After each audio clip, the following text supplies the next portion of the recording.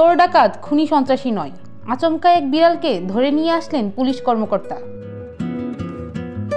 South China morning post জানায়, পথ হারিয়ে ব্যাংককের সড়কে দিশারা হয়ে ঘুরছিল আমেরিকান শর্ট হেয়ার জাতের বিড়ালটি।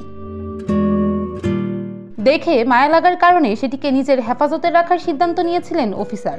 কিন্তু পুলিশ কার্যালয়ে ঢুকতেই বদলে যায় বিড়ালটির মায়াবী চেহারা।